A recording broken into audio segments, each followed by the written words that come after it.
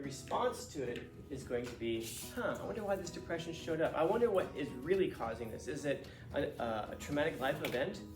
Or is it just a character trait that I have? Is it a phase that I'm going through? Because once you know what it is, you know what to expect. And once you know what to expect, you know how to handle it. You're going to be sad about something bad that happens. Obvious. Yes. Yeah, someone dies. Are you going to be sad if someone you love dies? Yeah. Yes, of course. You can't do anything. You can't do anything about that. What you can do is decide what else you're going to be. Like I said, if a loved one dies, you're going to be sad anyway. But what else are you going to be? You're going to go through some level of depression or anxiety. Okay, well, what else are you going to be? Are you going to get like a double helping of mashed potatoes, or a double helping of depression, or a double helping of anxiety? Or can you find something in it that will bring some level of levity? And again, there's a distinction between making fun of something and finding something funny in the tragedy. You shouldn't make fun of things. You shouldn't necessarily make fun of people. Find some level of humor in it, because that's one of the ways that we get through the difficult times of life. Isn't that how we get through things with our friends? And this is one of the reasons I don't trust people when we hear things like what you were saying.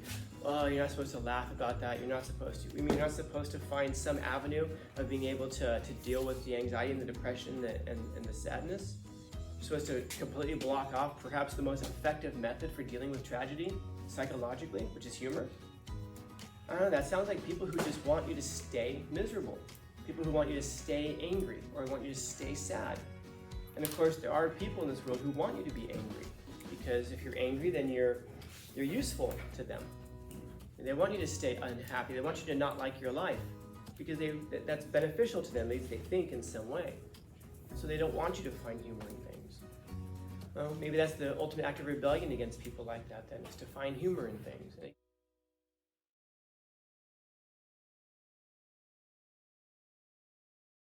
That depression doesn't necessarily need a catalyst. It can just be something that you feel. You know, it used to be called melancholia. If you have in fact, some of you, I can tell from looking at you, you have a melancholy personality.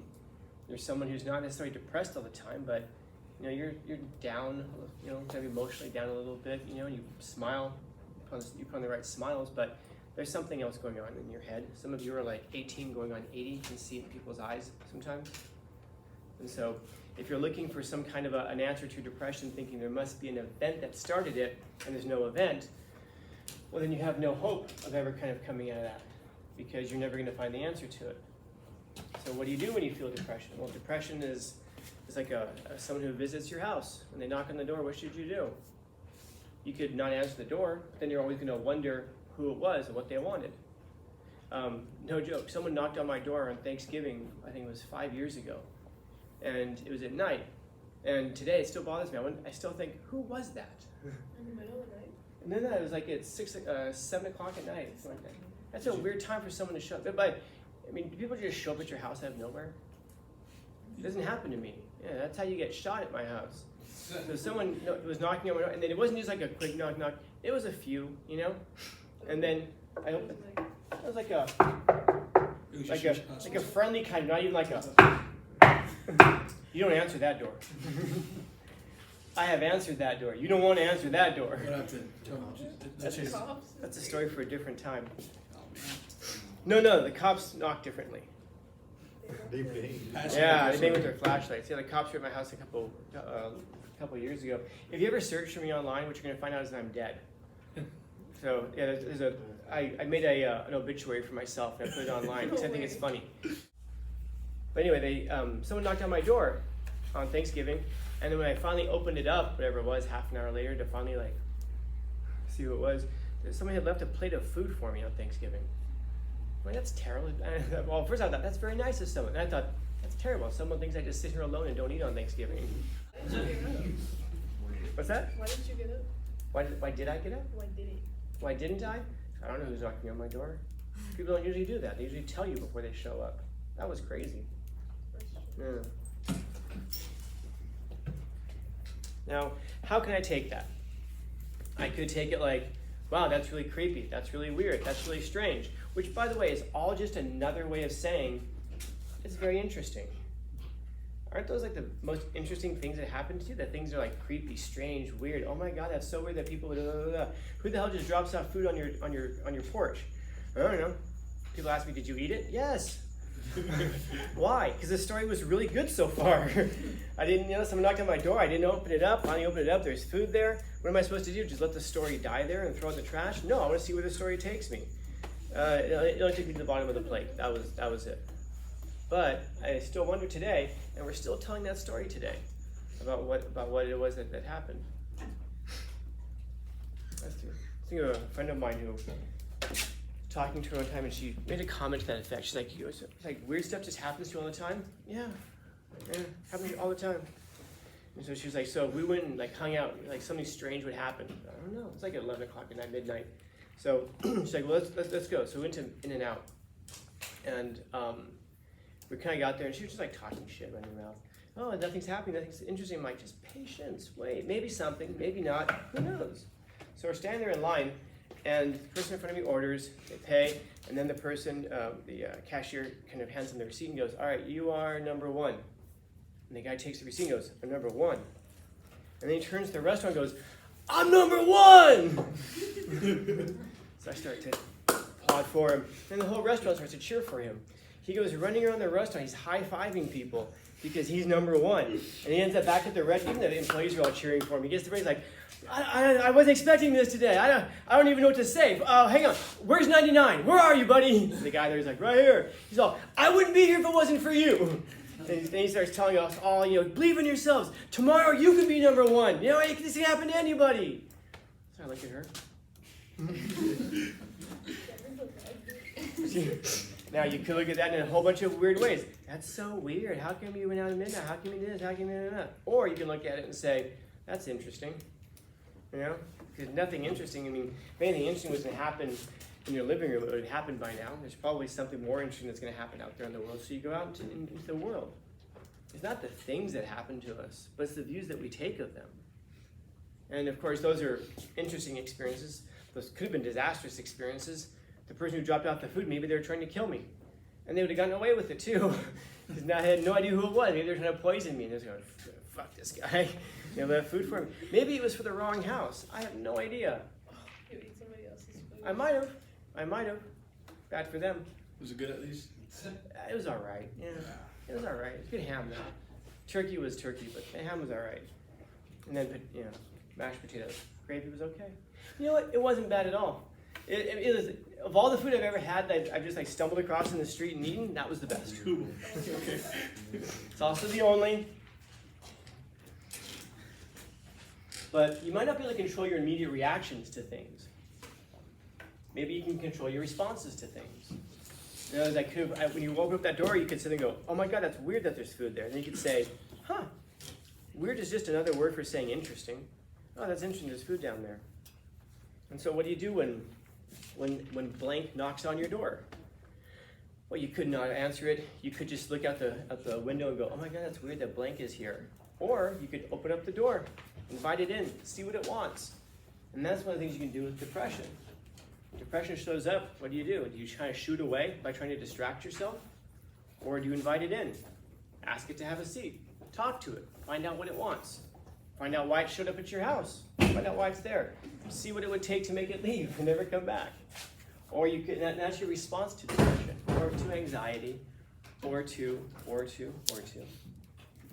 But your response to it is going to be, I wonder why this depression showed up. I wonder what is really causing this. Is it a traumatic life event? Or is it just a character trait that I have? Is it a phase that I'm going through? Because once you know what it is, you know what to expect. And once you know what to expect, you know how to handle it. But first things first, you got to find out what it is. Or what brought it. How do you get the baby into a box? Don't vaccinate it. I'll let that sit up for a while. It's funny because it's just so shocking. By the way, it's funny because it's true. But it's also funny because it's funny. But it's also funny because, well, what's the alternative? We could not laugh about it. But then what do you have? So are you going to be sad about something bad that happens? Obvious. Yes. Yeah, someone dies. Are you going to be sad if someone you love dies? Yeah. Yes, of course. You can't do anything. You can't do anything about that. But what you can do is decide what else you're going to be. Are you going to find something humorous in it? Not like, haha, you're dead, but something humorous and that will help to lighten the mood. Like if you were to die, would you want all your friends around crying and being miserable? Yes. Yeah. You would? Yeah. Oh yeah. Dang. Don't show me love. No, this is dang. That's just Yeah. cold. Aww, nobody loves me. No, man, that's terrible. If I die, if, because I'm immortal. When I die, if I die, first off, please don't ever let there be one of those things where it's like, oh my God, he was such a nice person. He was such a. Tell the truth. Tell the truth. You know, especially if it's in some dramatic way, like a school shooting, something like that. And then the press shows up. It's like one teacher was killed. And I go, Scanlon, oh my God, I can't believe Scanlon died. Don't do that in front of the camera. Be like, Scanlon was killed. Not cool. You probably would have been Makes sense. fighting the guy. That's Yeah, why he probably started it. I guess he's not as badass as he talked about, huh? Let that be on the news. Everywhere, mispronounce my name, Scatland. Who's that? Scanland. Right, the guy, yeah, I remember that guy. And I'd want people to be at my funeral, and if you guys went to my funeral, I would want you guys to not know if it was real. I want you guys to show up thinking like, he's not dead, he's faking it. That's totally something Scallon would do. He's full of shit. What? And then you go up to the casket, I'm laying there. Very peaceful. With like a pen. He's gonna wake up in the He moved, right? You saw that. You saw that he moved. And as everybody leaves, I want you guys to walk away being like, wait, so he really is dead? Like, or maybe on the drive home. Wait, so he's really dead. That's not fake either. Like I said, if a loved one dies, you're going to be sad anyway. But what else are you going to be? You're going to go through some level of depression or anxiety. Okay, but what else are you going to be? Are you going to get like a double helping of mashed potatoes, or a double helping of depression, or a double helping of anxiety? Or can you find something in it that will bring some level of levity? And again, there's a distinction between making fun of something and finding something funny in the tragedy. You shouldn't make fun of things. You shouldn't necessarily make fun of people unless, friends roast each other, but you know what I'm saying. You know, and it's one of my rules of life. I don't make fun of people for things they can't control. If you can't control it, fine. But if there's something, but you don't, I don't know, that's low-hanging fruit anyway. There's all kinds of things about us that we can control. We can make fun of each other about a lot of things that we choose. But if someone didn't choose something, then don't make fun of them about that. But find some level of humor in it, because that's one of the ways that we get through the difficult times of life. Isn't that how we get through things with our friends? And this is one of the reasons I don't trust people when we hear things like what you were saying. Oh, you're not supposed to laugh about that. You're not supposed to. You're not supposed to find some avenue of being able to deal with the anxiety and the depression and the sadness. You're supposed to completely block off perhaps the most effective method for dealing with tragedy psychologically, which is humor. I don't know, that sounds like people who just want you to stay miserable. People who want you to stay angry or want you to stay sad. And of course, there are people in this world who want you to be angry, because if you're angry, then you're useful to them. And they want you to stay unhappy. They want you to not like your life, because that's beneficial to them. They think in some way. And so they don't want you to find humor in things. Well, maybe that's the ultimate act of rebellion against people like that, then, is to find humor in things. And again, not to make fun of things, but to find humor in spite of things. You invite the depression in, find out what it wants. A reaction is more of like not thought through. A response is kind of like you've thought about it and you have a way of you have a formulated response to it. You have a plan of action. You think about it, you just kind of immediately feel like I keep wanting to use the same words. It's like a reaction. A reaction is like a reaction. A reaction is something that you don't necessarily think through. It's just like, what's that? That's what I mean. It's like your instinct, And then your response is when you think it through, and then you have a plan, and then you go about it. You can't always control how you react to things, but you can control if you act on your reactions, or if you act on your responses. There are a lot of things in life that, are they good or bad? And the answer to that question is just yes. I mean, they're good and they're bad. Who knows? Your life is just your life. And you can never tell if things would have been better or worse if you'd gone in one direction or the other. I was telling a story the past couple of periods actually about a former student of mine. She reached out to me a few years ago. We talked after she graduated, but she reached out to me specifically because she was going through her old journal. And I always encourage you guys, hang on to these journals because they'll be really, really insightful in a few years. They'll tell you a lot and they'll inform you about a lot.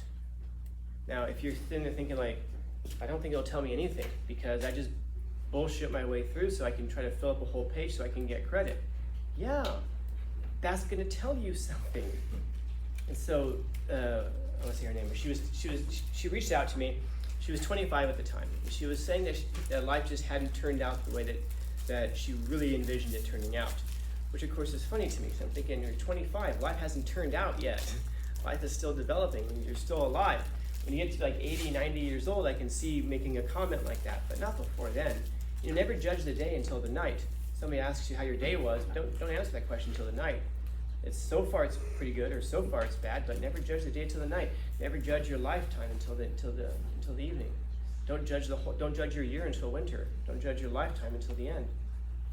So she was going through some very difficult things. She made some bad decisions, and she said that she was going through her journal, and it occurred to her that she was just bullshitting her way through this, and it occurred to her that it would have been just as easy to have written down what she was actually thinking about things, because it wasn't going to be graded based off of whether you're right or wrong, if you got the right thing. But she remembers being in school, like with a friend of hers in the period before they were due, just like scribbling things out, trying to get to a full page so that they could get credit for it. And she said it was occurring to her that it would have taken her just as much time to have written down what she was really thinking. It took her longer probably to just make up stuff like, oh my God, I don't know what to say. And you have to think about what it is that you could write, not think about what you should write, what you're really thinking. And so she said that she recognized that as being a pattern in her life, that it didn't start senior year, it had gone back throughout her life. And she was thinking, and at this point she was 25, she had 2 children, and she was thinking like, Dad had taken off, he was a musician, I warned him. It's terrible, but it's true. And she was thinking, how can I be the best role model for my kids? Because she didn't want her children to fall into the same loop that she had fallen in, that she was in. And she realized the best thing to do was to start being the person that she wanted to be, because in looking at those journals that were all bullshit, and she also remembered sitting in that classroom, like I said, with her friend, and that reminded her of who she was when she was 18. She had all this optimism and hope and promise and all these opportunities that she thought before her. In other words, she had her whole life ahead of her and she was excited about it. And it was only 7 years later, and she was almost giving up on all of that.